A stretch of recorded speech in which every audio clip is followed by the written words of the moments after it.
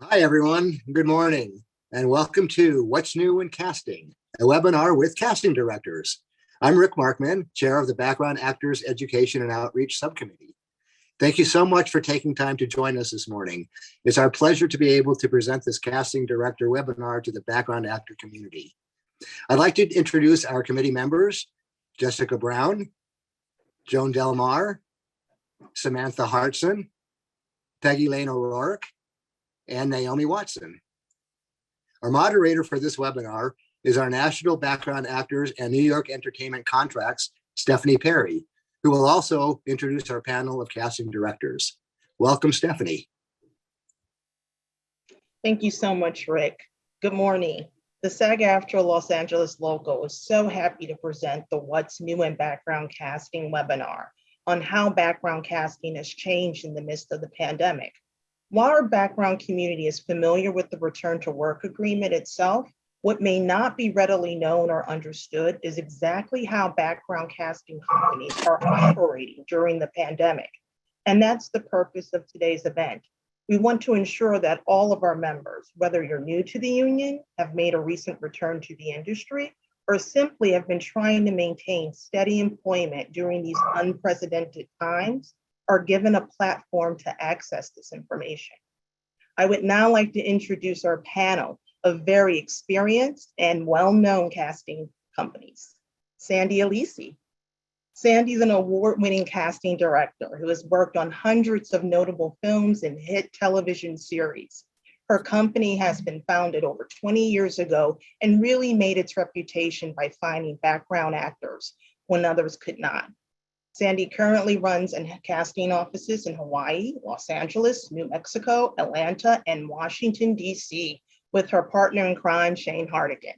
Sandy is also a proud member of the Casting Society of America, and she's currently casting Winning Time.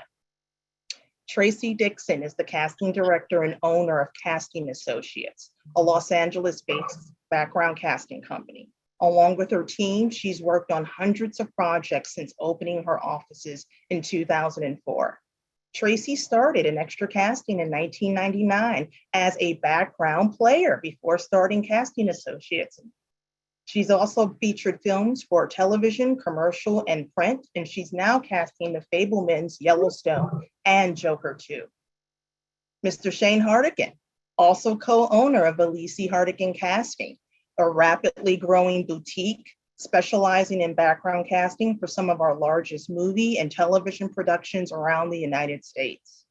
Shane and Sandy cast about an average of 250,000 plus talent per year nationwide.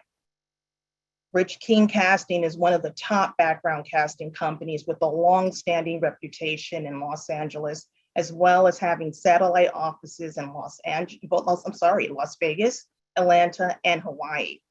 He's worked on high-profile projects to very small, artsy, independent films. Some of his projects have included Ocean's 11, Almost Famous, Traffic, and Big Little Lies. He's now currently working on Chippendales, Beverly Hills Cop 2, Barry, Sterling Affairs, Legacy, Bosch, and Mrs. Davis. Jesse Vanetta is known for background casting on projects such as Note, Ambulance 6 Underground, as well as commercials. And she's currently casting Abbott Elementary. Please, good morning and welcome to all of our panelists. We're so happy to have you here today. Good morning. Thank you so much. So I'd like to actually start off by jumping right into, I think, the essential question. Can you tell us how COVID-19 and the return to work safety protocols have changed the way you booked? What changes did you have to make in your respective casting procedures? Let's start with Tracy. Oh my goodness, it has changed a lot of things. The very first show that I did coming back with the return to work agreement was Licorice Pizza, which at the time was known as Soggy Bottom. And I think we were one of the very first shows to come back. And it made things incredibly difficult because a lot of the background at that moment did not know how this was all going to work. So many people were still concerned about transmission on sets. One of the things that I have been heartened to see is how much things have improved. So now that everybody is a lot more comfortable with all of the procedures, things have really improved. But at the very time that we came back and started that show, I really wondered, how are we really going to do this? The hardest part, I think, for the talent is having to balance their schedules with the amount of COVID testing that's required. They're working on, they have to COVID test on a Monday to work for something on Wednesday, but then they also have to COVID test also on Monday for another show that's working on Tuesday. Some people are COVID testing on Tuesday morning before they go to the set that they COVID tested for, but they have to COVID test Tuesday morning to go to a set for Friday. Now, some of what I'm saying may apply more so to the non-union, because I know that sometimes they have more bookings than the SAG members do in a short space of time. But even the SAG members have had to be challenged with balancing out the schedules. As far as the difficulties that extras casting faces, it's very difficult for all of us to be sharing the same pool of background in town when they're all running from one COVID test to another.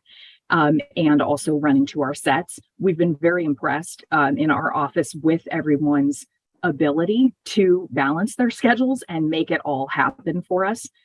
The other thing that has been incredibly challenging is the vaccine requirements.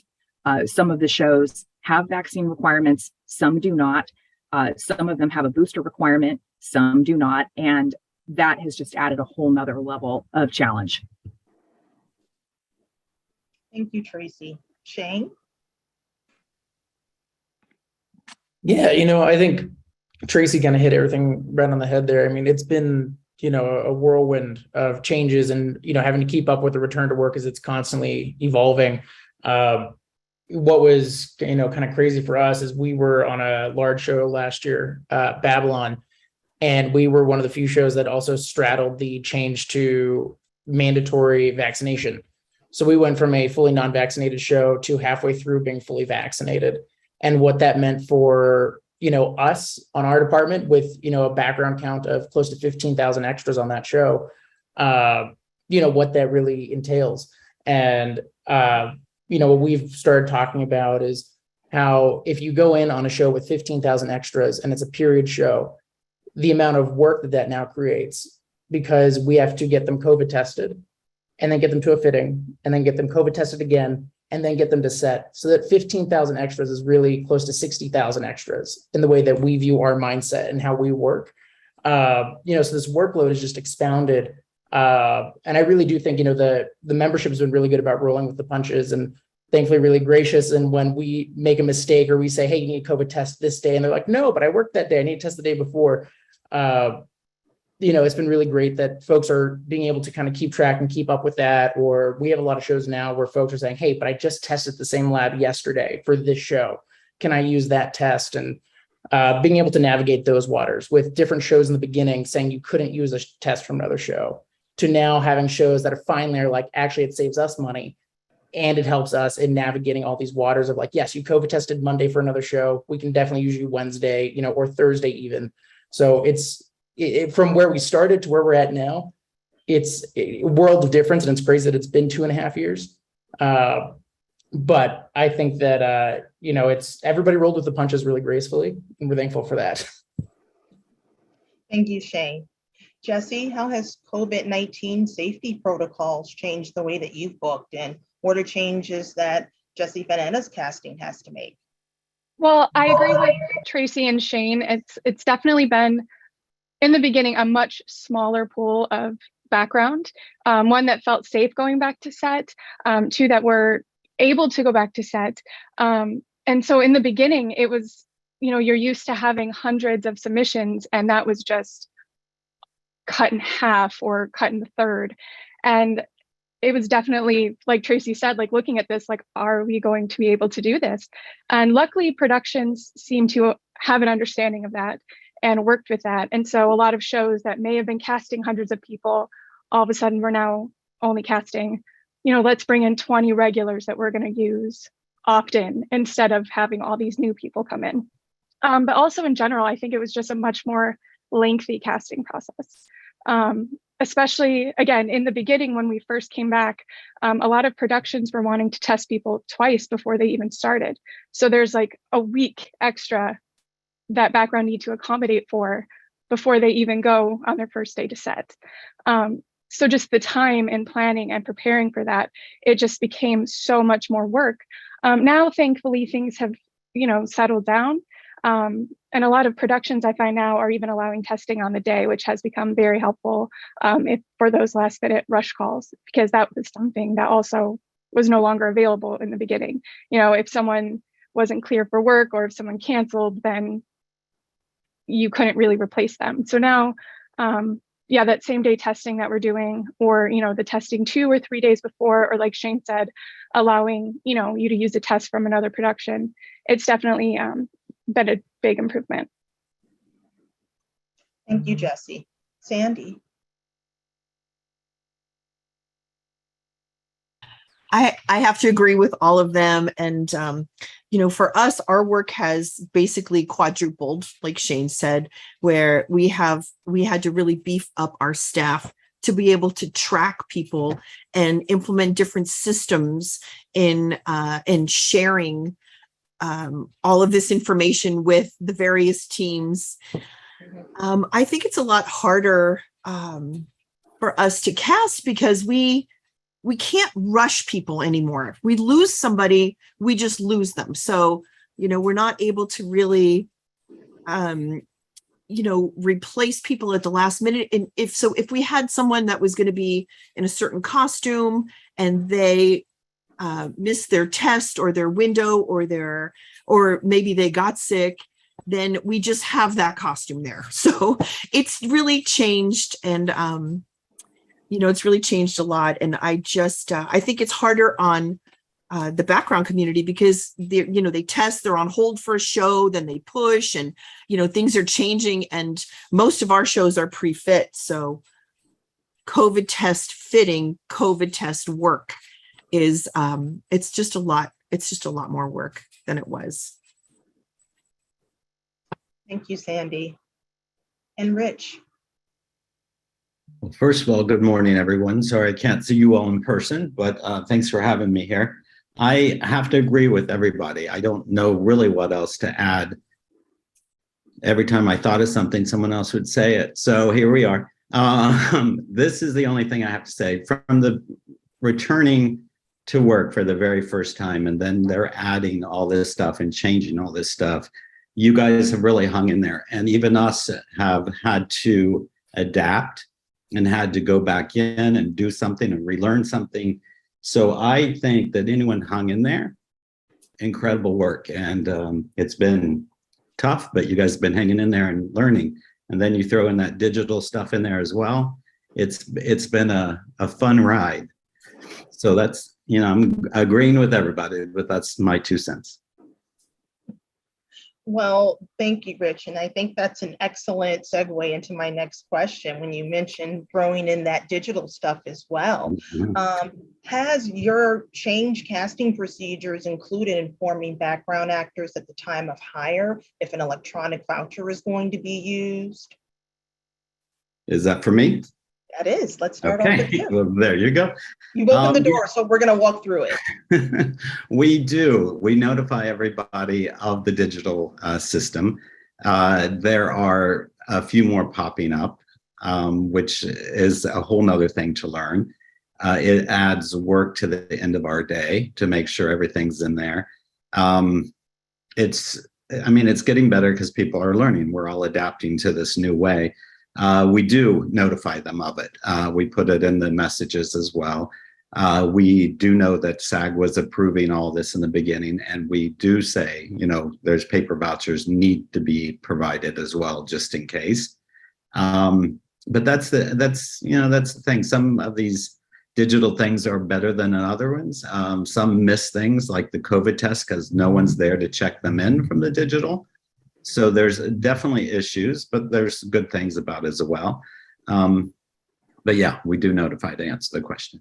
Mm-hmm. Thank you, Rich. I think that, to further elaborate on what you said, that it is true that SAG-AFTRA members have the right to opt out. And I know that some may even communicate at the time of booking that, thank you for alerting me that this particular production is going to use an e-voucher. However, I would prefer paper. I think that what you all have talked about is the raised level of communication that now has to occur even more so with COVID and the return to work. Do you often find yourself, Rich, communicating that once you've had that particular background actor at booking tell you, I would prefer paper, and thinking, let me just give the production team a heads up?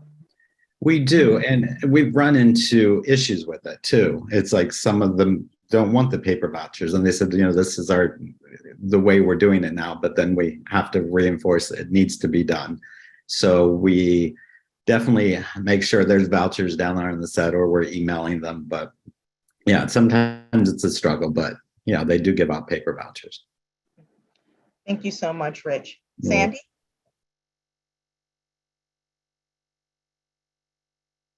Sorry. Are we talking about digital vouchers? I'm sorry. I was just listening to Rich. We're talking about electronic vouchers, and has your change casting procedures include informing background actors at the time of hire that the company is going to use one? And when you do, if they communicate, I actually would prefer paper, is that a conversation that you often find yourselves as well having to communicate back with the production staff team? Yes, we do prefer paper. Absolutely. And if we have to use digital, we do have preferences on the companies that we like to work with. Some of the platforms aren't really tuned yet, and there are lots of issues. And then our staff, we again have to beef up our staff to handle that, because our team has to be versed in it, and we have to show the background how to operate it. So if they can't create a profile and log in, and they're having a hard time, then we find ourselves doing technical advice, and it just adds another layer. And I try to explain to my casting team that we can't do technical advice, because I can't have our casting directors staying up all night answering questions and helping people log in. And as much as we want to help people, we're trying to find the perfect platform in digital vouchers that will, that has their own technical advice. So a place where they can either call or log in or quickly learn and figure it out. And it's just, it's so difficult because we don't do payroll. I don't think any of us here do payroll. So to have to pause and spend any time working on that, when, like I mentioned before, our work has quadrupled because we're doing COVID work, and then dates are changing in there. So trying to surf that and to teach our staff how to operate these digital platforms is very, very difficult. So we work with production, and we, based on which company it is, we can set a kind of a deal for us to be able to maintain a staff or beef up our staff to be able to help people log in, or, be able to make sure that the documents are perfect for assistant directors. So, yeah, it's still evolving, because more and more shows are wanting to use digital payroll.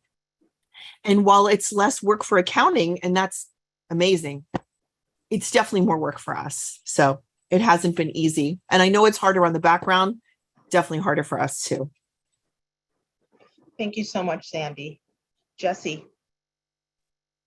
We actually switched to paper or digital vouchers on Abbott this year. And in the beginning, because we have so many kids, it's, parents trying to figure this out for their kids, and it was a struggle. But the nice thing that I found about it is that all that information transfers over. So they do it once their first day, and then we bring the same people back. If you're using the same background, it's all already in there. They only have to upload it the one time, or if they work on other shows or other productions, when you upload them, all their information's already there, which I think is great, because then they don't have to keep repeating it over and over again. I do notify everyone that, we are using digital, and I let them know in the email, they have the option to go paper. And I ask them to let me know if they'd like it, just so I can give production a heads up in advance, because we always have them available, but sometimes they may not have them at the check-in desk, or they may not be printed out, and they may have to, run to the production office to print them out for them. So I just like to give production a heads up on it. But everyone's been really good about it. I think because I put that little, let me know, they usually let me know in advance. And we've only had, I think, 1 or 2 people who have requested paper. But we have been able to provide that for them. Thank you so much, Jesse. Shane, same questions. Yeah, I think when it comes to the digital vouchers, what's been interesting, we've been approached by a couple new companies in the last 2-3 weeks alone that are trying to get out on the scene. Some of them, interestingly enough, are coming internally from the studios now. So each studio has now realized that there's so many issues with a lot of these private platforms that they're going to try and recreate them themselves and bring them internal. So that is something that we've noticed now lately, that we're trying to get ahead of the game, because we've now been dealing with it for 2.5 years, and what issues stem from these digital vouchers, to try and make the studios aware that while, yes, it might seem like a good move, we need to make sure that it is user-friendly, and that if you guys are implementing that, making sure that you are communicating with the folks that are registering, because as everybody said, there's a bunch out there as it is. And, it does get frustrating and time consuming when you have to go project to project, and each project has a different voucher system that you have to then relog in, make sure your information's up to date. And the biggest thing that I would just urge members to do in this is have one email that you use. I know a lot of our members like to use their stage names and use a stage name based email. However, these are now payroll documents.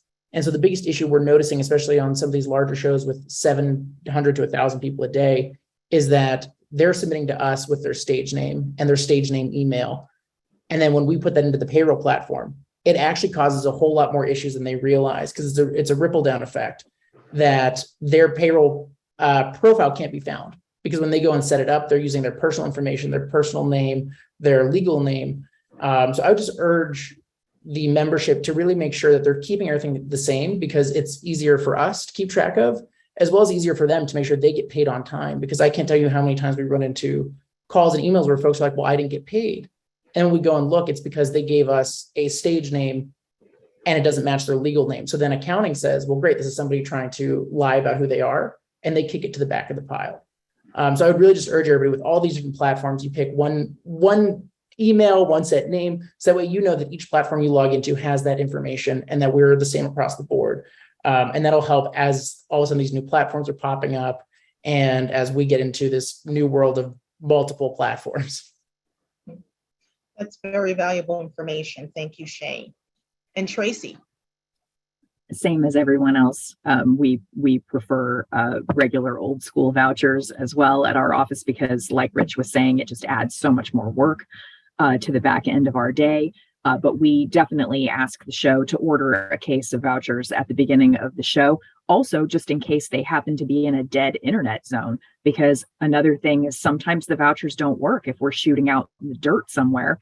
Some of these distant locations, it's too difficult for the talent to get on, or for the PAs for that matter to get on and check them all in. So we love paper vouchers. We always want to make sure that they're available to the talent. Thank you so much, Tracy. I would now like to talk a little bit about casting. Specifically, I would want to know from each of you, what role do call-in services play in your casting process? I know that a question I receive a lot from my members is, how do background actors that do not employ a calling service or subscribe to casting networks submit to you good people? If they don't do LA casting, how are they able to find about your casting needs on the certain projects that you have if they're not particularly utilizing call-in services, casting networks, or LA casting? Let's start with Jesse. For me, I do utilize call-in services and casting networks and Casting Frontier. I find that it's just another great tool to use to gather, as many submissions as possible. I especially like using call-in services for things like last minute rush calls, or if it's late at night and someone cancels, I need to replace someone the next day, and it may be too late for me to post, because they can give you, a large group of people that are available, that you can then, base your submissions off of. The thing about call-in services that I do have difficulty with is I find that there can be miscommunication sometimes, because that is a third party that you're bringing in.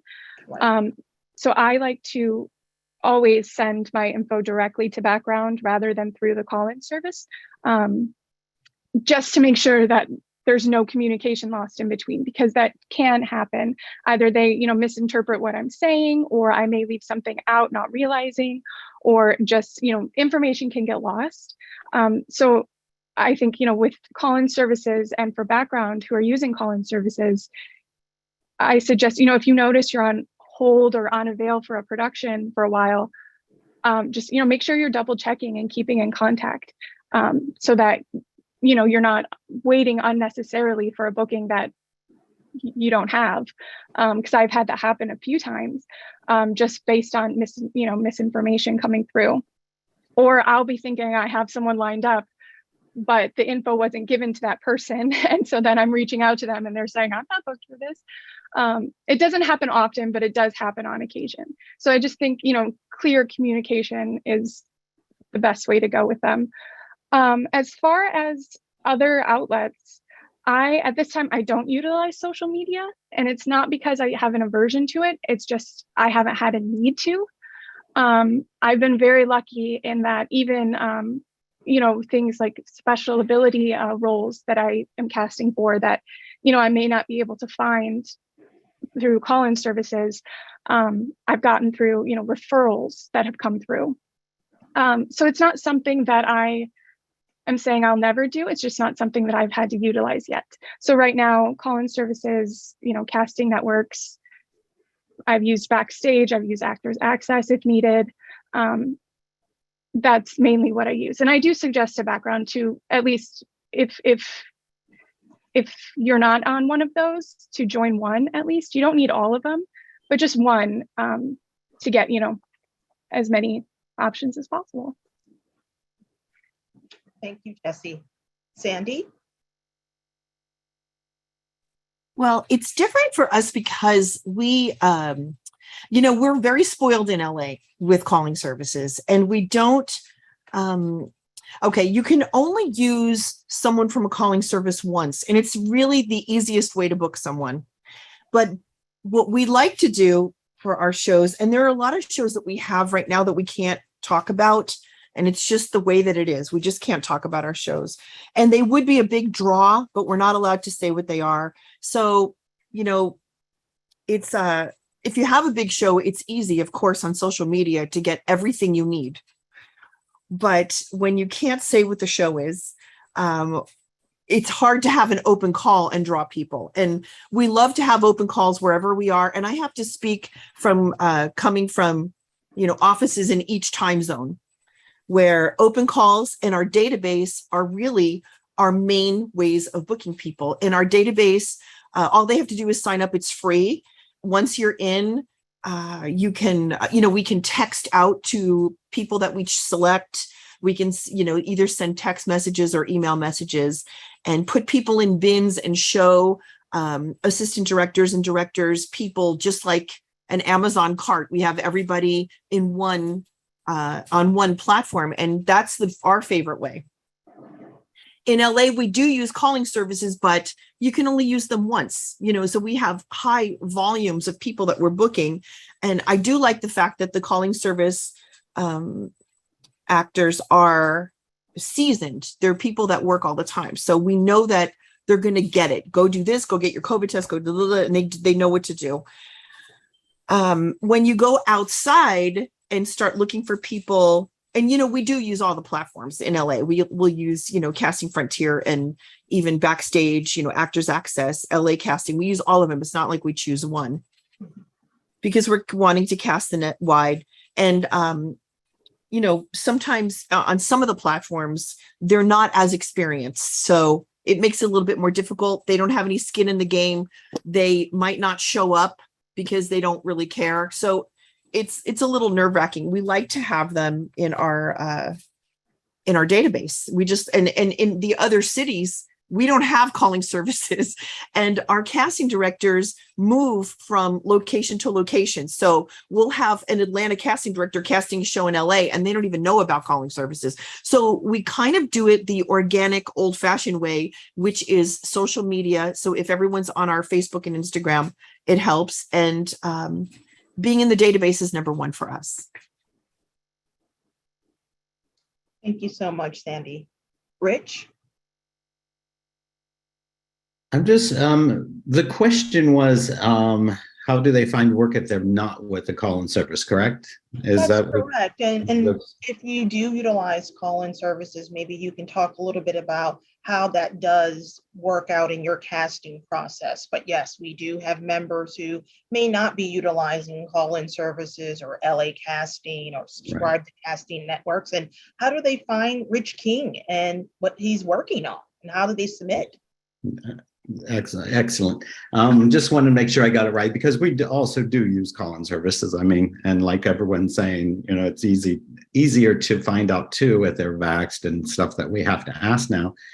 But we also have a database that we pull from. We also do the Instagram, and I will tell you, Sandy and Shane has the best ads on their Instagram ever. So you guys, you'll see everything they're doing. And we submit a lot. That's what drives me crazy, and I blame Central Casting for that. And I don't care if that's recorded, because even on Beverly Hills Cop that we're doing right now, our director said, "Can we see 150 pictures so we can pick some shoppers?" I said, "Okay, any description?" "No, we just want to see 150 pictures." So we send 150 pictures, so then they pick, then we reach out. So it works differently. We post it, we call the call-in services, and like Sandy and everyone says, you want your net, you know, to reach far so you can get the good people. So we call out a lot too. So we'll text from our database, we'll call out and say, "Hey, are you interested and available for this?" So we do it all as well. So they can follow the Instagram or Facebook and see what we're doing as well. But so there's work out there. Thanks so much, Rich. Mm-hmm. Tracy?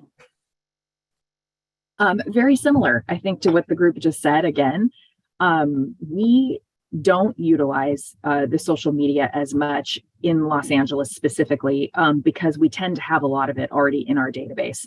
When we're in Montana working on Yellowstone, every post is Facebooked, because we're not able to move as quickly as we can in Los Angeles. But in Los Angeles, we tend not to post also because our Los Angeles shows tend to be very highly non-disclosure agreement shows. I think some of you who have worked with me before will laugh, because you guys know the level of non-disclosure agreement. And I think everybody on this panel is always working on a heavy non-disclosure agreement show as well. So it makes it difficult sometimes to put out, you know, like a standard casting notice. I need shoppers for, you know, for this specific show for next Tuesday, because productions don't want you sometimes to put that kind of stuff out there. So I know it's frustrating, because the talent want to see us posting every single day. They want to know what we're up to, but sometimes we're not really allowed to do that. And then the calling services are great. All of the different online platforms are great. We all, like everybody on the panel just said, we all have to cast as wide a net as possible. The assistant directors want us to show them the best people that fit the categories the most. And they really want us to cast a wide net. So I think, luckily, there are so many different options out there for the talent, and it's great. Thank you so much, Tracy. Shane, anything to add? Yeah, for sure. I mean, you know, what we do a lot of, which, you know, for those who have worked with us, you know, lately know what shows that we've been working on. And what we've started to do, just because the shows now are not the same shows that we were casting pre-COVID. I think all of us on this panel can attest to that. You know, it's no longer, like Rich was saying, you know, needing a couple shoppers. It's when we get into the nitty gritty of it, they're like, yeah, well, this shopper needs to have blonde hair, blue eyes, also be 4'9", and be missing their right pinky. So we are taking to social media on a lot of our postings now, more so than we ever were before, because we have to cast a wider net. Because we're no longer pulling from this pool. We have to go out and find the people that live in the outside pools, and don't do this regularly. So we try and make it very fair in that we post our notices just about everywhere. So you'll get a notice on Instagram, on Facebook. And a lot of what we'll do too is, because a lot of our shows, we can't talk about what show it is and what we're doing. Either it'll go under a separate code name for us, or we'll hide it under another show. So you'll be like, oh, this is such a fun casting notice for this little show. And it turns out it's for a much more elaborate production, at which point you get your NDA and you get into the system that way.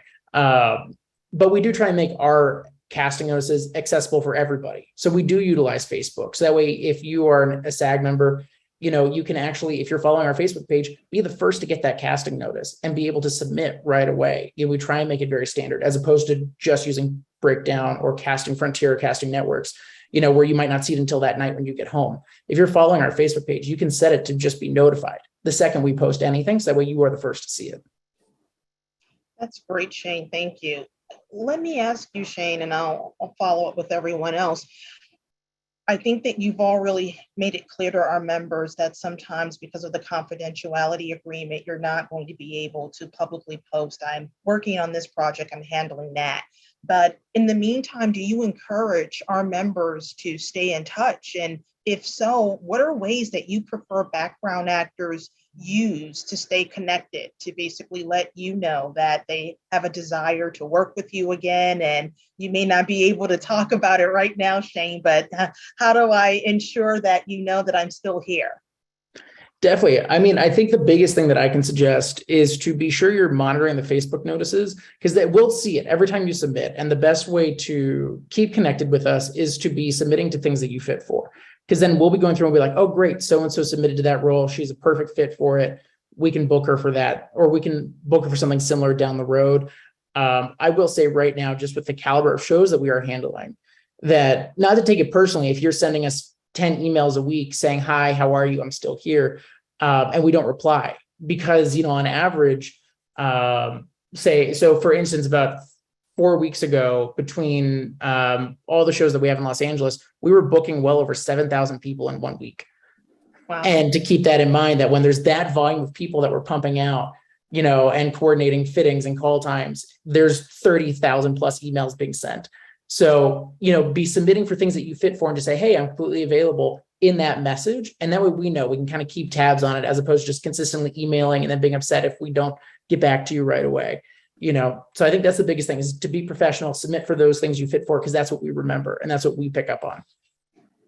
Excellent. Thank you so much, Shane. Tracy, the same question? Tell me the question one more time. Sure. Do you encourage our members to stay in touch with you? And if so, what are the ways that you prefer background actors use to stay connected to you, to let them know that we're here, Tracy, and whatever you're working on, we want you to know that, we're interested?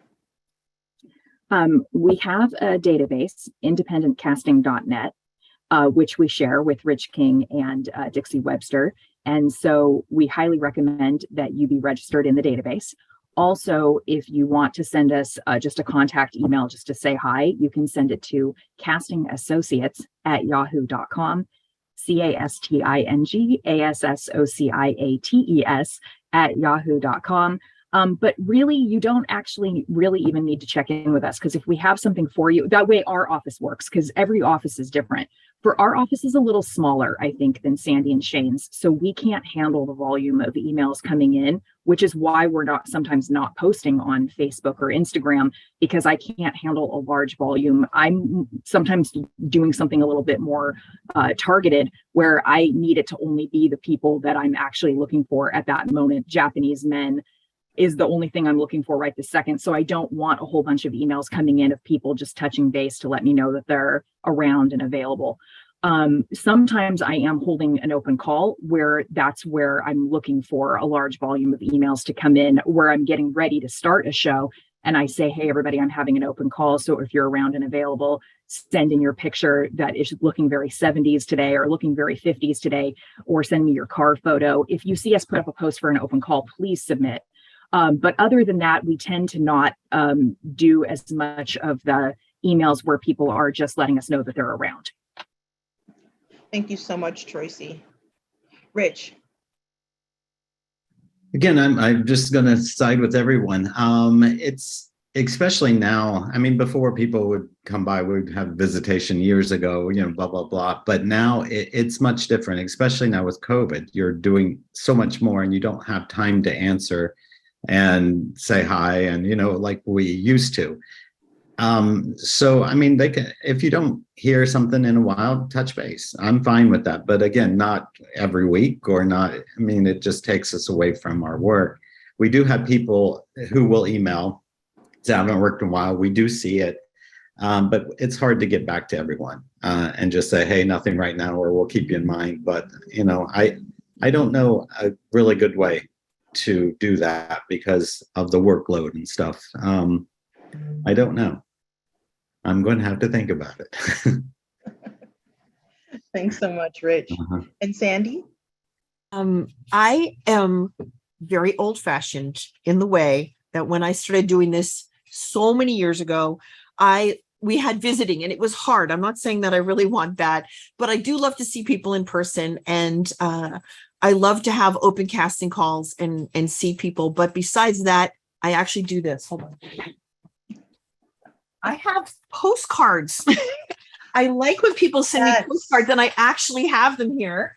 And I do pick through them. And I'll tell you, I don't like the postcards that look like you're just because in LA, we do a lot of principal roles in other places, but in LA, it's usually very specific. If we're doing a principal role, it's because it's an extreme specialty, or because it's at the very last minute, or we are casting someone. This is what we do most of all. We're casting someone who is going to need acting skills because they might be upgraded. So that happens a lot. When that happens, it's so hard to try to organize thoughts and say, well, who is a man in his mid-50s that would be a great priest to do this scene with Joaquin Phoenix? So one day, a postcard came and I saved the postcards, and a man showed up and I went, this looks like a good man. And I booked him. And then he had a one-on-one principal role with Joaquin Phoenix. So I love when that kind of thing happens. And I really like the postcards, but I want to know in your postcard that you're not just telling me that you are a principal actor. I need to know that you want to do background as well. I'm not crazy about headshots. If there's a real picture on there, I would prefer it, but I save them. If anybody is around my office and wants to slide a headshot underneath the door, then I will put it up on the wall or I'll put it in a bin. And my staff gets together here. We mostly work remotely in LA, but we'll all get together here once or twice a week. And when we do, I pull that out and I show them and I'll say, look at these nice people that sent a picture. So I think, look around, look for our open casting calls. Cause I mean, that's the best, of course. And send something, but not email. Don't email me because I'm never going to answer it. I'm just not going to. You love the postcard. I just can never answer an email. I'll read it and I'll say, that's nice, but I can't answer. It's just too much, Thank you so much, Sandy. Sure. And Jesse. Yeah, just agreeing with everyone else. I have a lot of people who have, my office phone, and so they'll call or they'll send a message just saying, hey, if you need anything, I'm available this week. And that's always great to know. And it sometimes does work out that I'm like, oh, yes, perfect. And I can book them. But oftentimes, if I'm already, in the middle of a week and already have things set, I may not respond. And it's not because I don't get it and I'm not interested. It's just like Rich said, I don't have time sometimes to go through all the messages. But I do encourage that. I do love when people email me because sometimes I'll do a post and before I have a chance to reach out to anybody, everyone will be emailing in saying, I saw your post. I think, I'd be great for this. And if it's people that I've worked with in the past, which if they have the email, it is, I can say, oh, yes, you would be. And it works out really well. It's just sometimes, if there's no response, it's just because it's either all set or it's not the right fit or just don't have time. Thank you so much. My next question is that we have found that many productions have different degrees of familiarity with our union collective bargaining agreement. When production sends you details, especially wardrobe notes, and asks that background actors bring lots of options, or wear one, bring one, or bring 3 complete options, do you inform the production staff that there's a wardrobe allowance due, or do you discuss any other contractual provisions that would include additional compensation to be paid for that background actor for that call? Let's start with Sandy.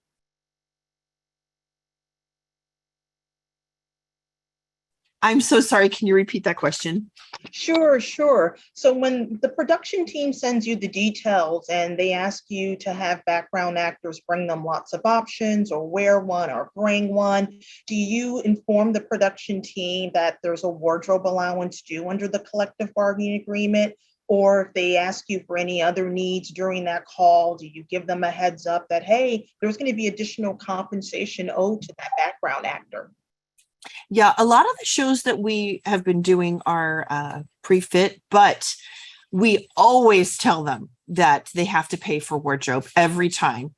We're not asking for people, especially SAG members, to bring extra options. We like to fight for that with non-union people as well. And oh, absolutely, every time we want to make sure that they get paid for lugging their clothes. Thank you so much. Rich? Yes, all the time. When wardrobe will automatically say, haven't bring choices, but we'll say we can't, so we do inform them. We do tell them the fee. I know that a lot of costume departments still would like someone to bring some things to look at. And I personally, if I were a performer, I would wear my best and bring something just to help out. But we don't require that, and we don't tell them to do that. We say, wardrobe would love that. So we do, definitely say it's $9 for the first, we go through that whole thing. Even non-union, it's like after the second, we'll ask for one free one, then after the second, give them a little money as well. So wardrobe, production is fully aware of the payment for wardrobe. Thank you. And Tracy? Definitely. And wet and smoke and all that good stuff. And some shows surprise me to this day because they're very surprised to find out that wet and smoke are base adjustments rather than bumps. And that surprises me that that assistant directors and producers are still surprised by that. I have told many of you before, I was a SAG extra before I got started in extras casting.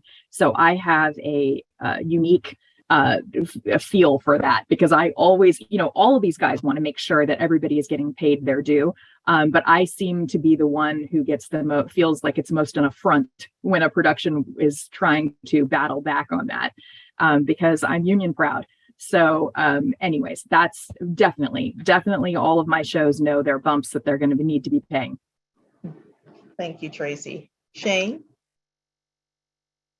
Yeah, Sandy and I kind of have the same policy when it comes to that side of things. We would like to make sure that everybody's aware. I do think, what is kind of blowing my mind lately is the amount of new ADs and PAs that are out there that are not made aware of the way bumps work. And, something that we've run into a lot lately is us having to reteach, because we supply a rate sheet for every show that we go on that has everything broken down to a T, as what the current bumps are, how they work. And all the ADs and PAs have that. And it's funny because once the show starts shooting, it's out the window, and it's us constantly having to remind them, be like, yes, they get their 2 changes, or yes, they brought a towel, they get a bump, or yes, they brought their car, they get paid for that. So there is a lot, I feel like, of us these days having to remind folks about the bumps and how those bumps work and operate. But, we do try and make sure that all of our shows know, especially on the wardrobe side, hey, if you want us to bring options, we can gladly ask them to do that. But there is a cost that is incurred with that. Thank you, Shane. And Jesse? Yes, same. It's definitely discussed beforehand. And I'll have costumes say sometimes have them bring several options. And I'm like, well, we can't really do that since they only need actually one look. But I'll say we'll have them, wear one, bring one, and they get the bump. And but then, I always tell the background, you're welcome to bring more if you'd like, but only the additional one is required. Because, we do want to see more, but I don't expect them to do that for free. Right. So yeah, and then I do also, We I make sure appreciate that, Jessie. Yeah. And then I do make sure to put the bumps on the skins, or like in the digital vouchers, I automatically put their wardrobe in there before they even go to set, so that, the PA is not surprised and they don't forget to leave it off. They see that that is owed. And then, the background has the email from me to back it up to saying, no, this is what we were told. In case anybody tries to fight them on it, which doesn't happen, but just in case.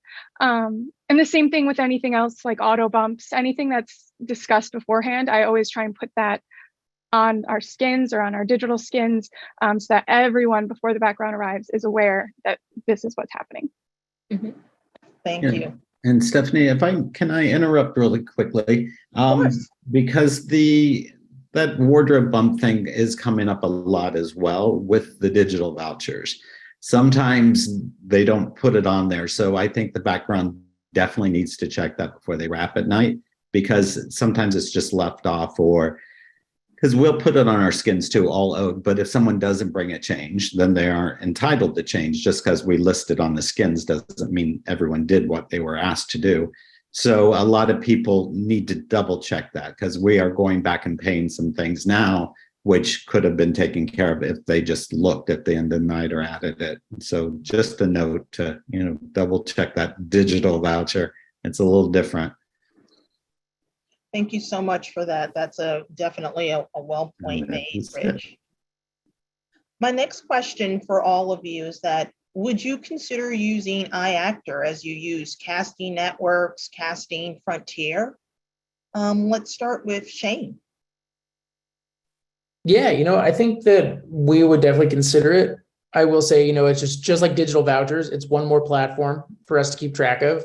One more platform for us to figure things out. And it does get a little tough on our end if iactor is just strictly for union members, because a lot of our shows, we are booking hundreds of people and hundreds of types. And so we're looking for a place where we can get everybody in one spot, because a lot of platforms like Casting Networks, Breakdown, Casting Frontier do make it easy for us to see all the union and non-union folks together and be able to present a full package to production without having to be like, here's a link for this site, here's a link for this site, here's a link for this site, here's a PDF of this. So the other platforms do make it easy for us to put together a cohesive look. And, if iactor was able to provide that, I think it would be a great tool. But in the meantime, it's just us having to then take the picture from iactor, try and add it to everything else that we're doing, which can get confusing. And a lot of directors now don't like that. Right. Thank you so much, Shane. Tracy. I would use it. I had high hopes for it when it originally was unveiled. It never quite worked right. And the other problem, one of the things I want to remind all of the talent who are watching right now is, please, on the digital platforms that you do use, please make sure that you have it marked on there whether or not you do background work or not. There's a place on several of the platforms that will allow you to note that you do background work, because sometimes I'm surprised when I'm searching. Sometimes I'm just searching for redheads, and I'm taking a look at everybody that the whole database can provide. And I'm surprised because I'll see 4 or 5 people that I know do full-time background work, but they're marked as principal only. And that was the other problem I feel like that iactor could improve on. iactor, you never knew when you were calling out to the talent in the iactor database who was okay doing extra work and who wasn't. And so you ended up calling people who were great, but they would quickly say to you, oh no, I don't do extra work. So if iactor does get back into shape, I would love for them to have that as a filtering option. Okay doing background work. Excellent. Thank you, Tracy, for that feedback. Jessie? Same thing. I agree with them. I would definitely use it if it was the same, if it could provide the same submissions and the same, submission rate of Casting Networks or LA Casting. Because I think, anything to spread the net wider would be great. But yeah, it's just, at this time, it's just not really a viable option. Understood. Sandy? I agree with Shane where we try to make everything, we try to have continuity. So if it was something that we could easily extract photos and they fit into our presentation, then we would absolutely use it. Absolutely. Okay, thank you for that feedback. And Rich? Yes, absolutely. I would use it. And again, we did try to use it in the beginning, but there were some hiccups with it. But yes, we would definitely use it. Okay, perfect. My next question is, how much influence do you all have in casting when the production's asking for pictures? Let's start with you, Rich. Well, that's I don't know. I mean, it really depends on who you're working with. I mean, I have some directors that I work with a lot, and they pretty much just let me do what I do. Where other ones, just like Beverly Hills, cop 150 pictures and they don't even know what they want. So sometimes we have influence. Sometimes you say, we know this guy, this is a good one to go with, and they don't go with him, and then they should have. So, it's like, it just really depends. I've been kind of lucky that people let me kind of guide them at times, but sometimes they pick people and that's not the best choice that they picked, and sometimes it backfires. So it just really depends on the project. Okay, thank you. Jessie? I think it's a pretty good influence in terms of the people that I'm submitting are only people that I think would work for the role and that fit the role. And I try and kind of coach everyone that is submitting to make sure that they are, representing themselves in the best possible way. So if I'm looking for a tough guy who's like a mafia type and someone submits a picture of them smiling and doing a funny pose, I'm not going to send that in. It's really about, looking like this role and kind of guiding them to look the best way, whether it's, have a serious face, go put on this type of clothing. And those are the pictures that I'm submitting. So, 100 people may submit for this, but I'm only going to pick the best looking and the best fitting for that role and submit those to the director. And like I said, we do help and coach. I'm not just going to say, oh, this person's a no. I tell people when I'm asking them to submit photos, this is what you should be doing. But I think it's influential in that way, not necessarily me saying, hey, pick this person, but me just submitting the best people possible for that role. I understand. Thank you. And Sandy? Oops. Just like Rich said, it really depends on the director or assistant directors or production team. And you can usually find out pretty early in a show how much input we'll have. By going over the extras breakdown, we'll usually, find out ages, ethnics, looks for everything in the whole project. We like to pull pictures for everything in advance as much as we can. So we like to pull everything featured on a movie way before we start shooting. It's more difficult, of course, in television because it's always changing.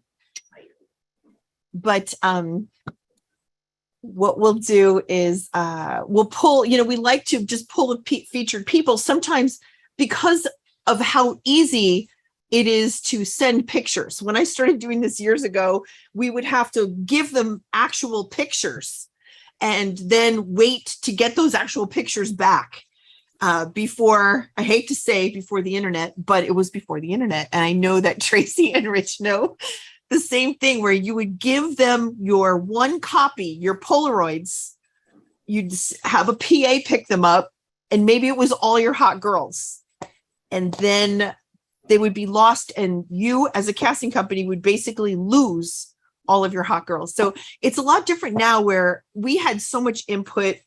We used to cast everything, but now a lot of these shows were just pulling and pulling and pulling. And there is a place where we draw the line. Like someone will say, maybe there's a second who's picking pictures, and we're like, well, we're picking pictures. You let us pick the pictures. That we have to be able to do this because it slows us down so much when we have to send and everybody's on hold. We don't get them back in time. The people they selected aren't available anymore. So we really try to get them to only pick what's really, really important. And, you know, when they ask us for pictures of ND airport, we say, no, we're not going to do that. We're not doing that. We don't do that. But, you know, it's nice to have direct contact with a director that you can pitch ideas to. That's what makes it fun for us. As extras casting directors, and, you know, most of us are also principal casting directors, or maybe all of us are, we have a lot more input because we can, you know, we have a lot, you'll see a lot of our input on screens. You'll see, you know, our creativity, which is why I really like this, and maybe even prefer it to principal casting. Yeah, because we have a lot of input, because lots of times we are the ones who, you know, who created all of that. And it kind of feels better than having the director pick everyone. Thank you for that, Sandy. Shane. Yeah, you know, Sandy kind of covered it. I would say that what we are seeing a lot of these days is that we are getting these weird requests. Like, funny enough, I'm actually half dealing with one right now that is similar to this question. We've got a show that wanted a very specific family group to work on Monday, and a very specific ethnicity and age group. And it's one of those things where we were able to come in and say, okay, great, we can't provide you that group, but I can provide you a family that is of, you know, Asian descent, as opposed to what you are requesting. And so that is sometimes where we're seeing that we do have the play to come in there and kind of influence some of the casting. But I would say a lot of times now, along with what, you know, what Rich was saying, we don't really have that as much anymore. It's, you know, we have to send everything to a director or an AD, or even like we're seeing a lot of like co-producers now who are creatively choosing all the extras that show up on camera, and that is removed from our side. Thank you, Shane. And Tracy. Same again, as everybody said, like Jesse was saying, we do the first cut. So that, you know, we're culling all of the pictures and we're all kind of making the first cut. And then it's going off to these other people who want to have a say in it. But I agree with Sandy too, that this is so exciting for us, and we all love extras casting, or we wouldn't be putting in these kinds of hours. We love being able to see the look appear up on the big screen. We love to see all of the individual talent who sneak into the shots, not sneak into the shots, don't do that. But for the people who do ultimately get to be seen on camera, it's just so exciting for all of us. I know that we're all really proud too of our repeat business, and the talent can kind of tell when they look up who's been working with who. That's when you know who is sort of having more of a say, because sometimes the repeat business is having you back because they like what you did last time. And that's when you seem to have an increased level of say or of influence, I would say. But just like Rich was saying, boy, it really varies really wildly depending on who you're working with. Thank you so much, Tracy. My next question is that we received this quite a bit. If a background actor is told that they're on an availability check or first avail, are they free to seek other work until they receive the booking details? Let's start with Jessie. Unfortunately, yes. And I say unfortunately because I never want to lose people that I, you know, am planning on booking. But yes, they are. If you're not officially booked and you don't have details yet, you are able to take a guaranteed booking. And I do understand why background would want to take a guaranteed booking. Unfortunately, with the way a lot of productions are, like I know myself, I'm not, like they prefer I don't book anyone until I have that call sheet, which you usually don't get the day before. So, you know, I have all these people on availability who I mean, in my mind, I'm like, I know I'm going to book them.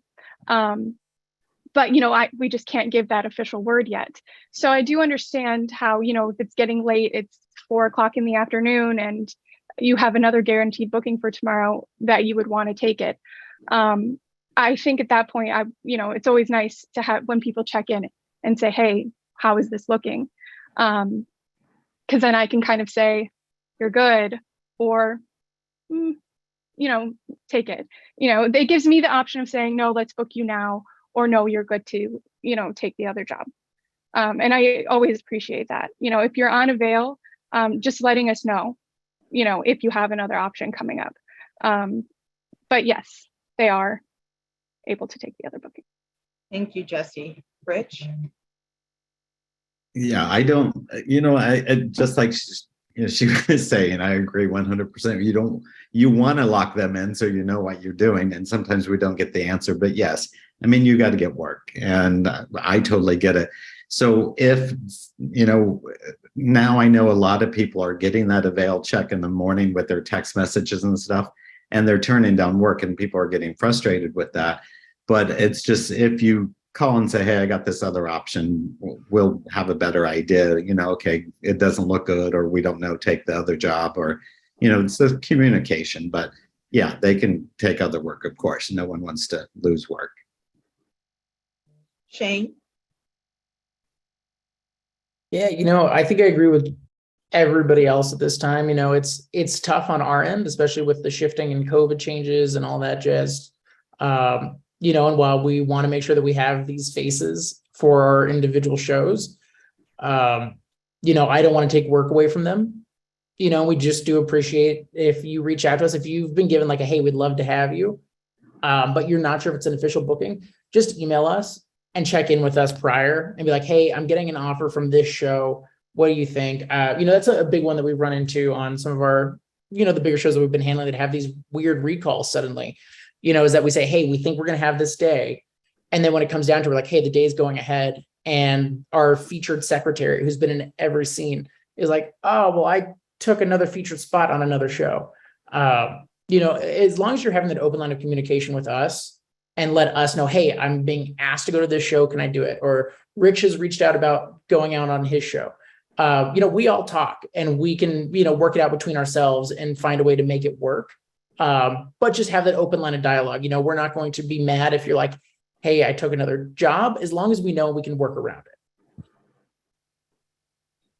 Tracy?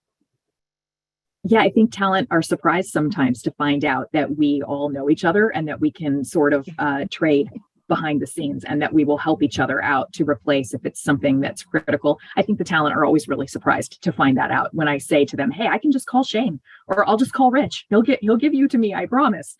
Well, not always Rich. No, I'm just kidding. So Rich tends to be very good to me. Yes, I have a group right now that is on hold for me for January. And I told this group that they're going to be working these 5 days in January. But in the meantime, if you do get any other offers, please just call us first and tell your new offer, hey, I need to make a phone call really quick. Because we think that this group is going to go these 5 days in January. But gosh, we're so far out that how can I give you a guaranteed booking today, October? But yes, you're on, but please call me if you get any other offers for that period of time. And Sandy, we'll round it out. Well, I don't have much to add, except for when we present Avails and when we have you on we have some dates where you might work. We of course, we try as hard as we can. And I know, it's hard because lots of times we don't have information till the last minute, and there's no way to control that. Some shows are much better than others as far as getting us information, and we get it out as soon as we get it. There's no delay, because usually we're waiting to post it. We're always ready to send information and on hold. So, we try our best, and we know that people get booked, and there's nothing we could do about it. I mean, we're trying, just so you know, we're trying. Thank you. Tracy, I know that you talked about this a little bit earlier when you said that there is a database that you share with Rich and with Dixie. And I wanted to pose that question to the group at large, if there is a talent base that you book from, and if so, how do our members submit their photos, their measurements, other information to make sure that that's reflected in your database? Let's start with Tracy.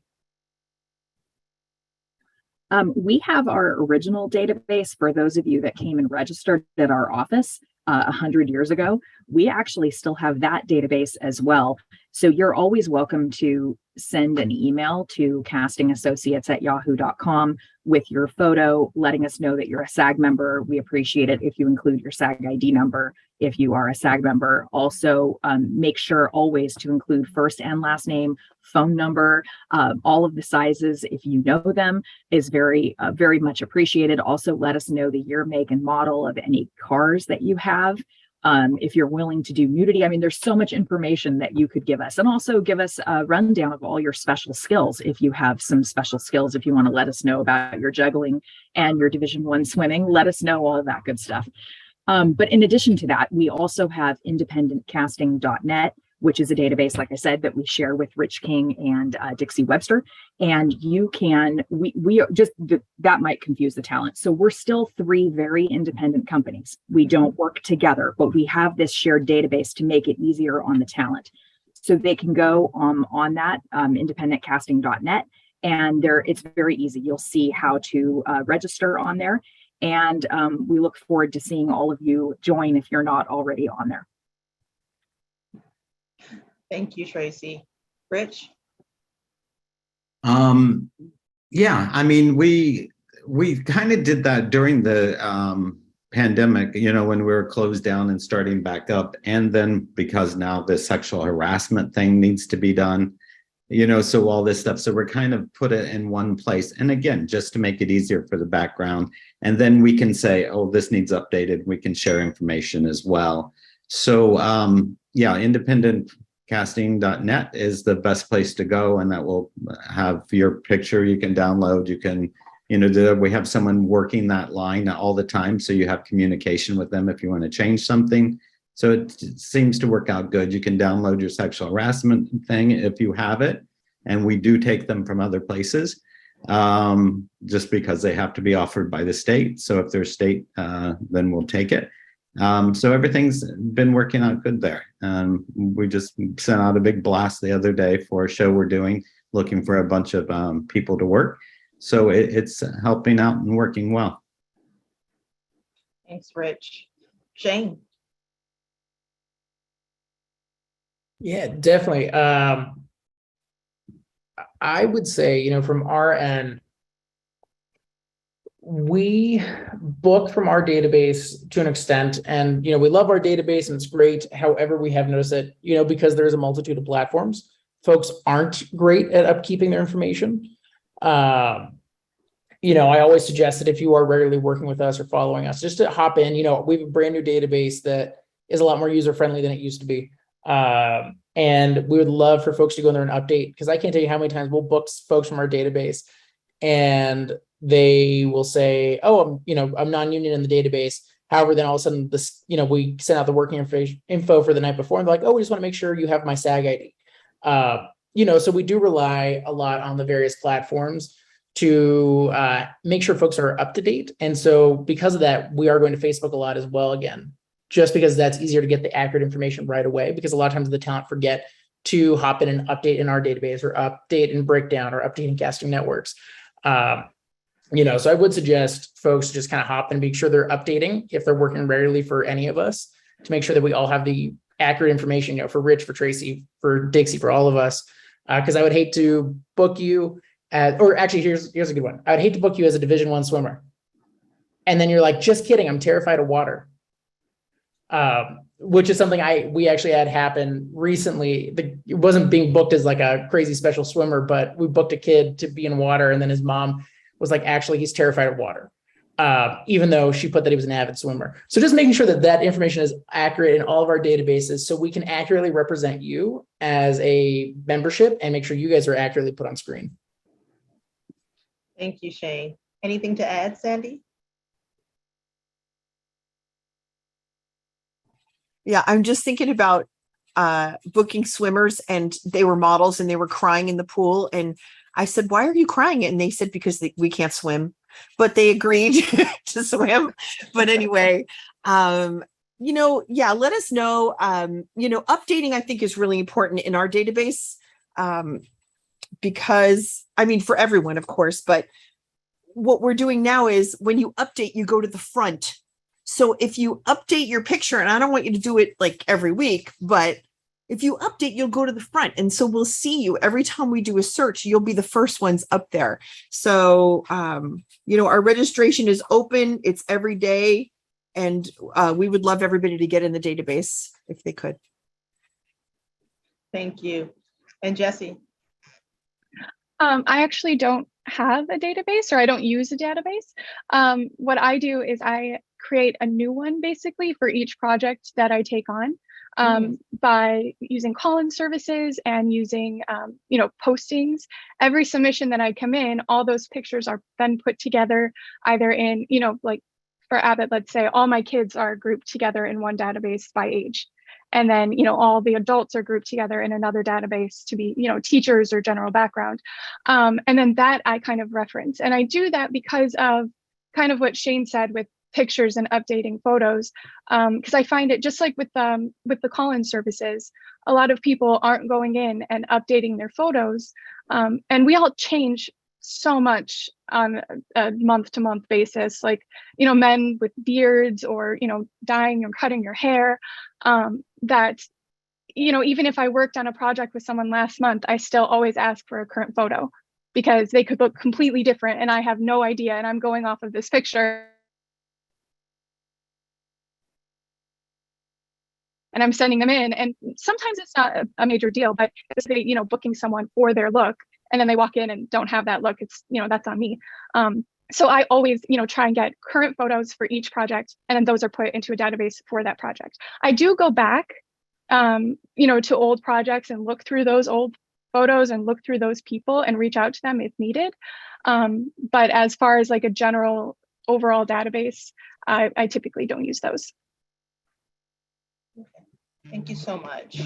My next question is that I'm hoping that you all can walk us through your casting process in very general terms once you've received the breakdowns, and perhaps you can talk a little bit more about who creates your background breakdowns. How are the ethnicity, the age and range and gender determined? Shane, Sandy, I'll let you both maybe pepper back and forth since you share an office, and you can both maybe talk about a component of that. For sure. Breakdowns are, the basic breakdown is created, by the assistant directors and the director, of course. And in the beginning of the show, they'll have a meeting with us where we go through the ages and ethnicities and types. And then, that's an opportunity for Shane and I to jump in and to offer some suggestions and add where we can add, little, bits of realism or, just something to flavor it up and ask how real they want it to look. And that would be your initial pre-production meeting with the production team, right, Sandy? Right. It'll be an extras meeting, usually with the assistant directors and maybe producers and, hopefully the director in the beginning. We love that because then we get all the questions answered in one shot. And we'll find, sometimes the production will ask for something specific or they'll say, like just recently we had a meeting for a feature that we have coming, and they were talking about how this one city that we're portraying in the film is about 60% ethnic. And the first thing that we do is look on the census. We are always looking on the census, and we found that it is absolutely not 60% ethnic. It's probably about 2% ethnic. So, we'll be able to offer them that information. This is really what's there, and it's a little awkward, but creating realism is what we're trying to do. And but yeah, it's definitely something that is written and maybe added to by, it's written by the assistant directors, but we try to fine tune it for them. Thank you, Sandy. Anything you want to pepper Shane with?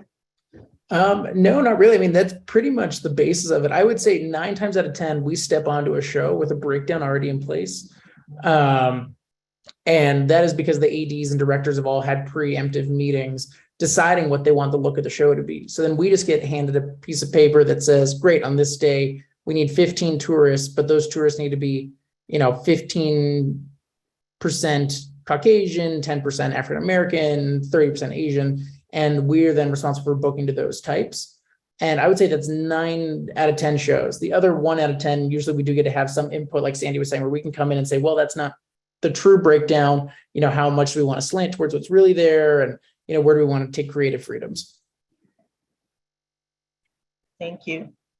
Rich, same question. A general walkthrough of your casting process, and hoping that you can talk a little bit more about the background breakdowns and how the determination is met for the ethnicity, the types, and the gender and the age ranges. Yeah, I mean, the Sandy and Shane, said it really. You get your breakdown from the AD. Right now, too, well, it's lessening up, but COVID would have restrictions. Like you can have so many in a room at this time, so it would be guided by that. It's then the breakdown, and like Sandy was saying, you do, what really appears in that area. We're doing Beverly Hills Cop again, where some of it's in Detroit and some of it's in Beverly Hills. So there's a contrast between, so you get that breakdown. But that's pretty much it. It'll tell you the dates they work. It'll tell you pretty much the scene that's happening. If it's an upscale thing, it's a country club, it determines the age a little bit more. So, you want the older golfers in a country club, so or younger people in a club. So it kind of sets itself for where the location is as well. But yeah, they'll give us a breakdown. We do have a meeting. That's when they start asking for picture pics. Favorite word of an AD, let's picture pic. And then they even do PP next to them. And so then we start that process. We'll put this together. Hopefully the days don't change and we'll continue on. Thank you. Mm-hmm. Tracy? Same as everything they just said. The only other thing to add would be that sometimes you're on a show that's a period piece. And so the period pieces lend a whole nother level to them. Sometimes in that case, you'll get a yearbook from that area and that era. And so that will sometimes help to guide the casting a little bit as well. But as everybody was saying, the breakdowns come directly from the assistant directors who have already done it in consultation with the director. And Jesse? Same thing. Get the breakdown from the ADs, and then like for a television, it's usually you get a weekly breakdown per episode. For film, it's usually a couple weeks out or sometimes a couple months out, but that usually ends up changing. So that's kind of harder to prepare for down the line. But it gives you an idea of what you're looking for. And then from there, my first step is I usually go in and look at, if there's any recurring roles that people need to be prepared for. I need to check if they're, available to return, and just kind of making my outline. Mm-hmm. Thank you. Sandy, you had made the comment earlier, which I think is true for everyone on the panel, that as casting directors, you are often up late at night waiting for those specific details so you can reach out to background and book them. So that way they know where to report, their call time, what they need to bring as far as wardrobe. And I know that I've heard from our members that they often have seen the prelim call sheet being distributed to cast and crew on set, with the exception, of course, being background actors. And the question is often posed, is it possible for background actors to receive those preliminary details at the same time that the cast and crew is? Their goal ultimately is to be prepared and professionally ready. And so having location and wardrobe notes could, definitely, help them do that as early as possible so they're well rested, get a good night's sleep.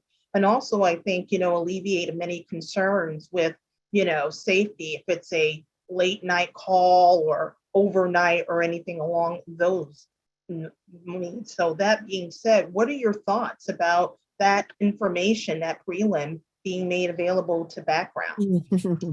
Well, it's different on every show, and it just sounds like a dream come true what you're what you're talking about. And what we do is, I mean, under our, in our house, what we like to do is tell the assistant directors to give us a prelim by a certain time. We'll say, just give us a prelim by 2:00, so we can give out a call time that is approximate and let everybody know that the call time will change. But at least we'll have the order of who's coming in and, you know, who will be up first and what the location will be in the wardrobe. So we can give everything out and have everyone look at it knowing that that call time is going to change. And so we try to get our ADs to do that. But there are some that don't want to do it because they don't want to have that responsibility. You know, on set, yes, the prelim will go out and maybe, and we'll have the prelim too. But they'll tell us not to give it out because it's going to change. And there's nothing we can do if they don't want the responsibility of giving out information. I mean, it's a lot of information for a lot of people, and if they don't want to give it out, we can't give it out. And some shows are completely out of control where we will not know anything until late into the night. And it's really, really challenging for us because we have to get a confirmation from every single person before we can end our day. And we know that people need to set their alarms and wake up early. And sometimes we have to pull the call earlier, which is even worse than pushing the call later. So it's something that you just have to know that we really, really try our best. And that's all I can really say. Thank you, Sandy. Rich? I think 90% of our shows, we do give out a prelim. We will send out, the information, give them an idea of where they're going, or at least wardrobe notes or something, and tell them the call times could possibly change, and always check back tonight before bed. We try to get that out as much as possible. Saying that too, sometimes you have to wait for wardrobe notes, so you're sitting there waiting for wardrobe to reply what they need so you can get that out. And so you don't want to send out 6 different emails about one day of work because it will get lost. Location. Sometimes, we don't have a parking for background yet. So we're waiting on that. So we have to wait for props. We have to wait for wardrobe. We have to wait for location. We have to wait for call times. So it's more than just someone on set being part of the crew they know they're back tomorrow. They know that, and they know they're getting paid. So we can't really book them at times too. And Sandy just said, like pulling up a call time, you won't believe how many people didn't get that message, but they did if you push it. It's like, I didn't get it because it's 3 hours earlier and they come at their original time. So it backfires on us sometimes. But yeah, I agree. I like to get everything out there. I like to say, this is what we have. Check back. We'll update. We'll get you, the right time, but don't forget to check back. I wish it were easier, but sometimes we have to wait on everyone to get to us. Thank you, Rich. Jesse? I agree with both of them. It's not about purposely withholding information. I want you to have that information as soon as possible. I want you to know where you're going or have a general idea. I want you to have your clothes ready so that you're not scrambling in the morning. If you don't have a prelim from me, it's just because I don't have one available yet. Or I'm being told, don't send this out yet, it's going to change. And if that happens, I usually try and send a note saying, still waiting on a prelim, hang tight, and at least give them some type of idea of, this is the general location, parking or map will be attached with your final details. But yeah, it's not about withholding it on purpose or making you wait till the last minute. It's just, it's not available yet. And with the call sheets, I don't think it's really we may be recalling people tomorrow, but not everybody. So it's not really, we can't really give everyone a call sheet. That's usually just reserved for, people who have their names on the call sheet, who are, crew or cast. So that's why they don't receive those. Thank you. Tracy? We ask everybody to start checking for their details between 7 and 9 p.m. So I know everybody starts scurrying, looking, checking their texts or checking their emails like crazy. And at least by 9 p.m., you'll have something from our office letting you know what your prelim is at the very least. And then we will usually say your call time for tomorrow is 3 p.m., but check back in the morning for the email that says official call time, and then reconfirm with us your official call time. So if it's something like that, but usually we have the official call time. If it's a morning call, we would usually have the official call time between 7 and 9 p.m. That way everybody can go to bed. Thank you, Tracy. And we'll close that out with you, Shane. Yeah, I mean, I kind of echo the same thing everybody else said. I don't really think I've got too much new info. Just if we don't have a time to give you, it's really not because we're trying to be, dicks about it. Pardon my language. We are trying to make sure you guys get the information as soon as we have it. And unfortunately, a lot of times, especially on these specialty shows, it's a combination of a million different things that go into getting you guys call times. And a lot of times too, to also piggyback a little bit on what Jesse was saying, is that there might be a prelim distributed on set. Those prelims are pretty much just so the department heads can kind of assess what crew needs might be, what their turnarounds might be. So that's that prelim that goes out. And I would say half of the time that prelim has fake numbers for background. And it's just because they need to get something out the door. So it'll have like a line that just says 200 background tomorrow, maybe at 2 a.m. And so then what gets to us is saying, hey, it's going to be probably like a 6 a.m. call time. Don't put out what's on the prelim. We're still waiting on approvals. Hair and makeup need to decide what time they can get their teams in, which then affect what time we can get background in. So there's a lot more that goes into that. So usually if you see a prelim on set, it's usually because that is for department heads and crew to kind of get an idea of what they need to do to prepare for the next day, which then finally translates into, all right, what time can the background come in? So, it's not that we're trying to withhold information. We want to get it to you. We just don't have it.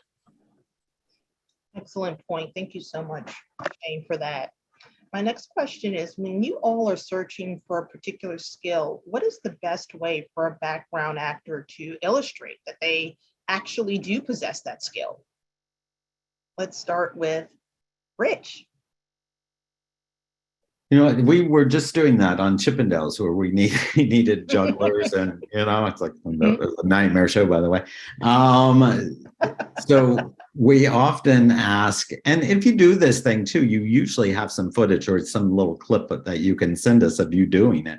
So if you're really good at it, then they usually have that and say, oh yeah, I'll send you a little video or a little clip of it.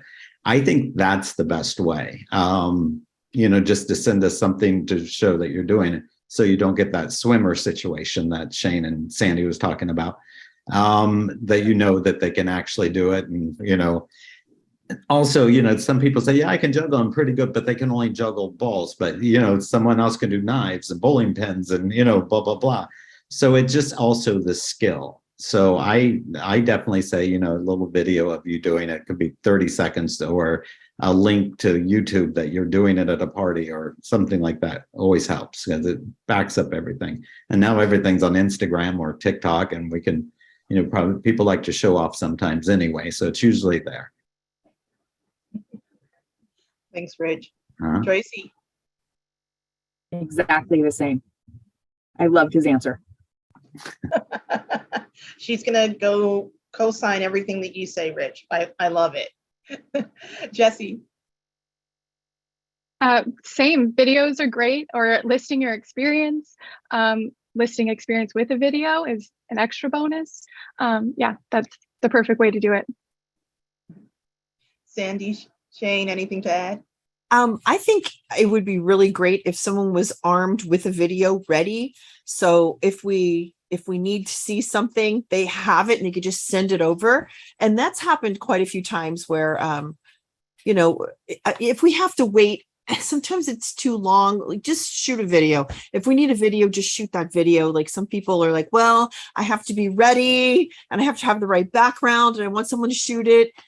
It would be so great if everyone just had a tripod and you could just put your camera on and you could just shoot it. Or if you had some videos, you're armed with those. Another thing, something that I like to do is if we're having an open call or if I'm seeing people for auditions, I like to just quickly look at their headshot and resume. And I always ask, I always want it. I want something on paper. A lot of people say, well, it's online and you can go to my website or go to my link. And I'm not doing any of that. If you don't have it in your hand, then I'm not going to look at it. I do a lot of principal casting here for maybe local commercials and different, I do principal casting here all the time. And I'll always ask people to bring in a couple headshots, one for the running order and one for the director. If somebody walks in without a headshot, I'll tell them to go to FedEx and go get it and bring it to me. But anyway, besides that, I'd like to ask them, they'll say they speak with a Scottish accent. And I'll say, so let's hear your Scottish accent. And then they'll go, oh no, I really can't. I don't really have Scottish. I don't have that. So I don't know. I like to just call them out and see if they could do it, whether I need it or not. So don't lie. Anything that you like to add, Shane? Not necessarily. I think it's just a good piece to keep in your kind of like background actors toolkit. Like Sandy was saying, go out and shoot that video now. If you say you have that skill, shoot it now so that way you're prepared. If we ever post for it, or if any of us post for it, then you can be like, oh yeah, here's a video of me riding a horse. That's a huge one. We had a show last year where we needed 200 people riding horseback. And I think we probably went through close to 800 people looking for the 200 that could actually ride a horse and then weren't scared when they got there for the tryout. So that's just good stuff to keep on you and ready to go. Like if you say you're a circ performer or you say you can juggle, take a video now and that way you have it. So if we ask for it, you can just send it. You don't even have to worry about trying to shoot it afterwards. Thanks. How can background actors stand out in their submission? We know that you get so many submissions. What is that one thing that makes you just kind of stop and go, oh, let me really take another look at this one? Jessie. I always ask people when they're submitting, I ask for current photos, a current full length photo outside, natural light, in front of a blank background and a close-up. And then to list their sizes, their SAG ID status, all their sizes, if they're vaccinated, boosted, they can let me know their availability. So really anybody stands out to me that does that on the first take.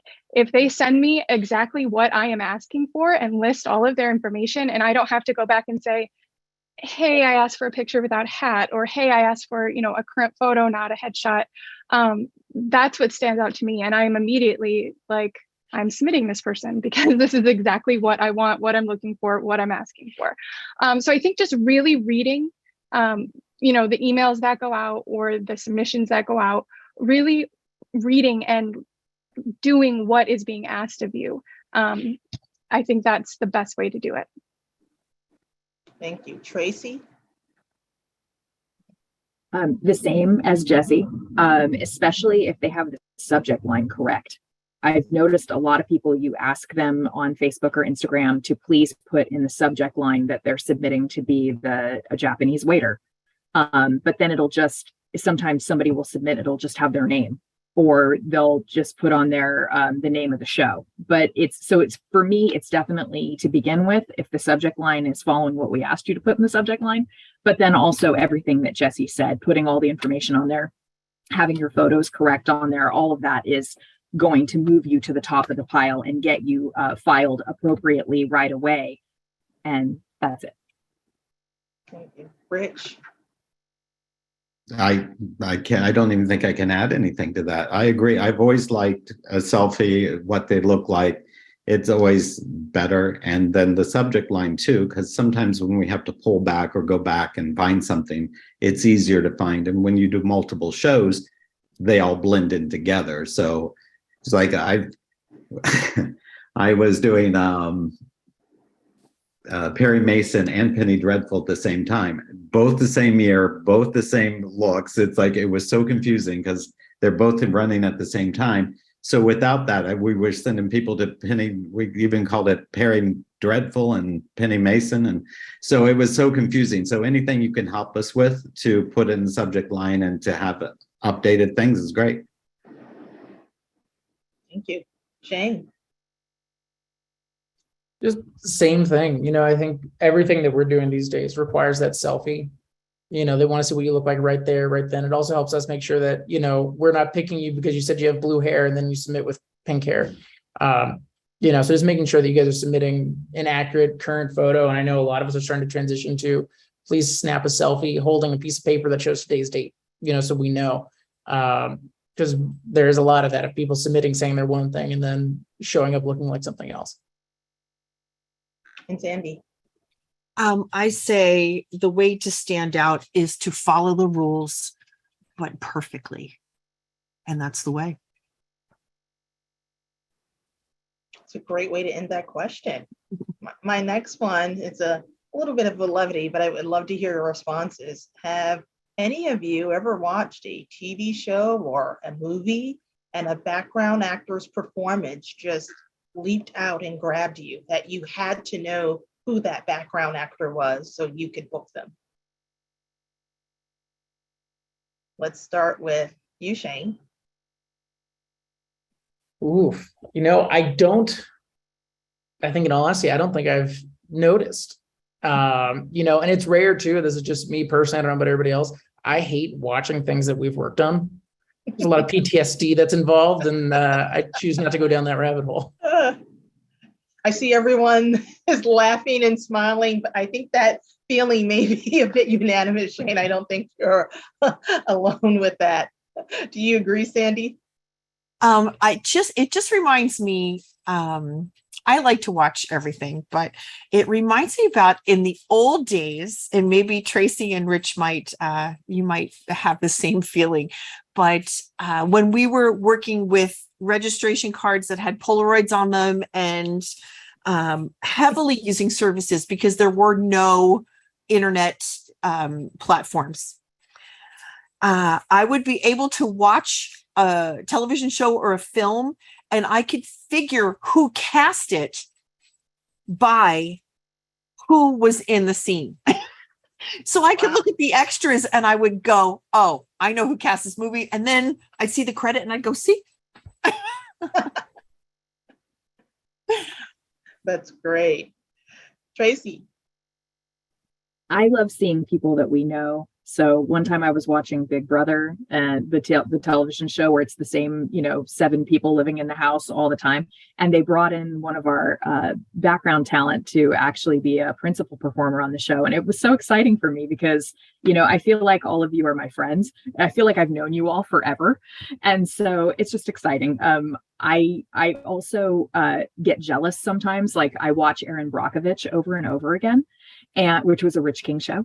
And I see all these great faces that Rich cast, but I know he cast them out of the area. So I can't have them. So that happens sometimes. Or if I'm watching some of the Hawaii shows that Sandy and Shane are doing, I see all these really great faces and I'm like, oh, I really love, too bad that guy's not here. So yeah, I get fear of missing out, I guess, from watching the shows. And it's fun. I'm watching The West Wing again right now, which was a Central show. And it's great to see all my old buddies on that show, all of the upscale talent who've just been around. And I miss some of them because some of them are gone. And that's the hardest thing, too. One of the things, I hate to be a bummer here, but one of the things that's the hardest for me, because I'm a member, I get the SAG magazine. And when I get the SAG magazine, the in memoriam section just about rips my heart out every month, because I see everybody who's gone that I've known forever. And so, yeah, it's all of those things. Thank you. Rich? My answer is yes. When I see some of the people in the background on the TV shows, I'd think, oh, they were great doing that. And you put them in there. That's mostly, unless they're featured, but it's stuff we work on. And then we'll talk in the office, like, did you see so-and-so in this, and so we remember that and think that they did a good job and they could handle this. And that's what puts them up, on the top of the list when we're submitting pictures or when we're doing something. I've had shows where people saw something and requested. One of my good friends was the Raspberry Beret girl, and someone saw her in that video and wanted her for Lethal Weapon. So we had to go try, and that was harder back then to track her down. But so yes, I see performances, if they're one-on-one, they can handle it. They know they're good and they pulled it off. Or even if like office staff, the regular people that we use, they're often given business to take care of, or like, act like you're doing this, or you see them in the background and they look like they really belong there. So you definitely want to keep them in mind next time you're doing that. Typecasting, sure, but we can pull it off and they can do it. So yeah, I love to see people in the background. I love to see them featured. I like, it's fun. Right. Jesse. Yeah, like Tracy said, most of the time if I see somebody that I'm like, wow, they did a great job, it's a show that's not in Los Angeles, and I'm like, of course. But it is always such, I think, a treat. It's like a fun game that I play when I watch shows, and I'm always like, there, I know them, I just booked them. Because it is always so fun to see them on the screen. And then I always remember them. Someone that I hire regularly, I've worked with on a few shows, just had a principal role on Stranger Things. And then I was at a fitting, because I often go to set or fittings to help with check-in, and he walked up and I was like, oh my goodness, that's amazing. And so to get to talk with him about that, and then the fact that he came back to work with me again, it was amazing. So it's always a treat to see. Yeah. Great, thank you so much. We're nearing the conclusion of our Zoom webinar, and I can't express how valuable this up close and personal access truly is to our members. Before we conclude, are there any final thoughts that you would like to share with our members now that you have this opportunity? Anything that you wish to leave them with? I'm going to start with Tracy.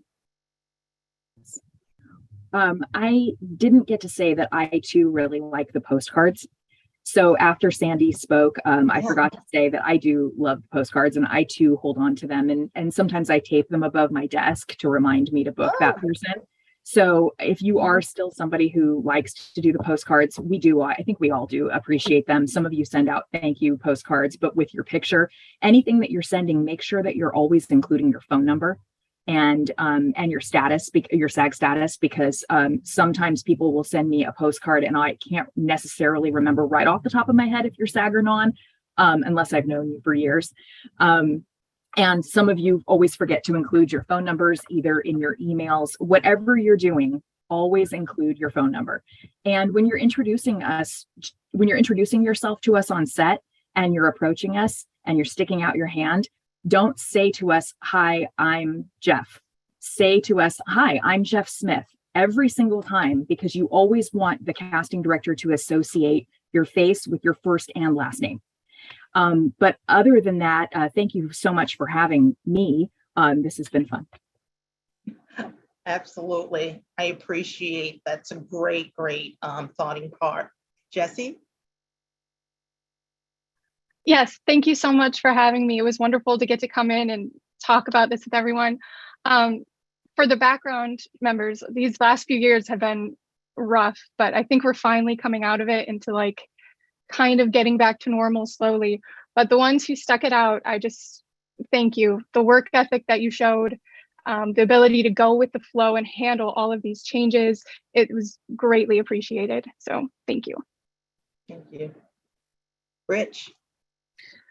I'm gonna say what Jesse just said, because I think that everyone has done an amazing job with reacting to everything that we've been thrown. So I want to say thank you. I also want to say I'm sorry that people aren't working as much as they want to. A lot of people think this is a personal thing, and it's not. If there is a personal thing, I will tell you, so you don't question it.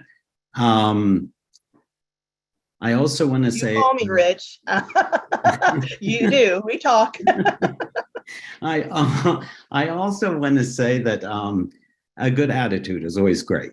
When you show up on set, when you check in, sometimes you're faced with a grumpy PA, and you can carry that on with you. I just think, have a positive attitude, keep hanging in there, and thank you. Thank you. Shane? Same thing. I think it's been a crazy 2.5 years. And for the folks that have hung in there, and like I said earlier, been patient with us, because, we're also human and we're trying to juggle all the balls and the plates and the trash bags at the same time.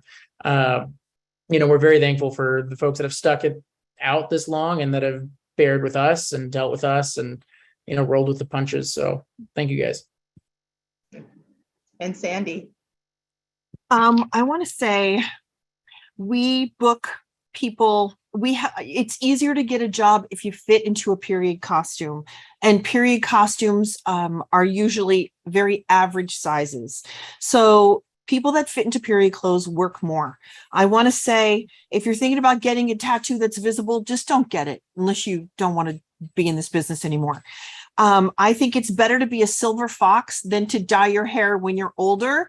That beautiful silver hair, I always see production value when I see this gorgeous white or silver hair. I think that girls with giant lips and lots of people with lots of plastic surgery, I don't have any place. It's just really hard for me to put you somewhere. I think, for our company, look at Facebook, get in the database, update, send a hard copy. We love that. And then the last thing is, I was texted from a group of background from the holding area on criminal minds, and they asked if we could please lift the COVID mandates. And I would like to say, I would like to lift the COVID mandates, but it does seem that it's getting better.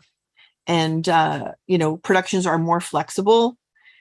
And hopefully with all of that together, there'll be better opportunities for everyone.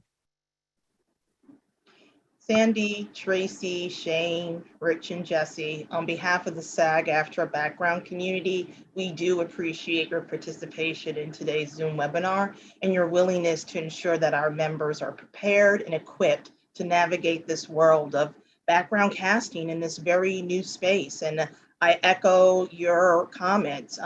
Slowly but surely, we are getting better. We are coming back. Again, thank you to all of the panelists. Any member questions can be directed to backgroundactorsinfo@sagaftra.org, and feel free to visit www.sagaftra.org for more information.